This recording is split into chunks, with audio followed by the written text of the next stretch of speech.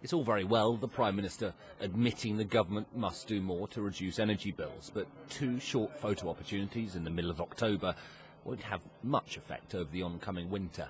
First up, a block of flats in West London to see cavity wall insulation being pumped in and the benefits of double glazing. So this is going to make a big difference? Massive. We've already noticed the difference in the house.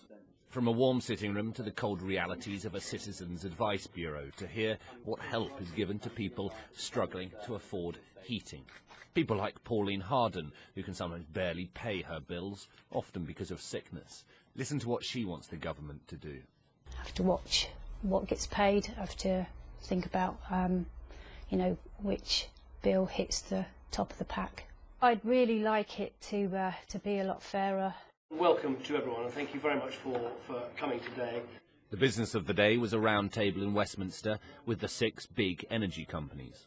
I mean, clearly this is an absolutely vital issue for consumers who are facing a very difficult time at the moment with high prices at the petrol pumps, with high food prices, and all the economic difficulties that families are facing. And obviously energy bills are absolutely a key part of that.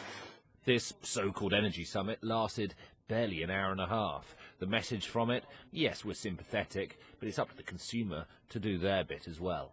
You could probably save £200 off your £1,300 a year energy bill by checking, by switching, and you can save even more if you take advantage of the deals that there are out I would just prefer if the utility companies didn't make so much money. I'm just saying, why do you let them make so much money?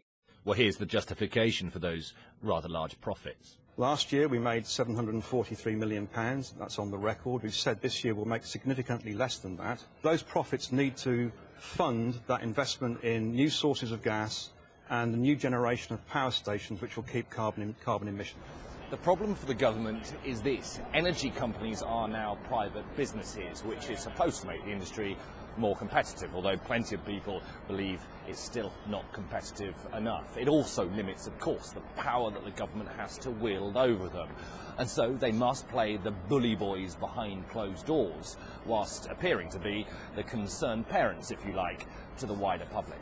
Thank you from your energy company for making us massive profits in the last year. Making fun of the energy firms can be pretty easy pickings. The government can't be so flippant.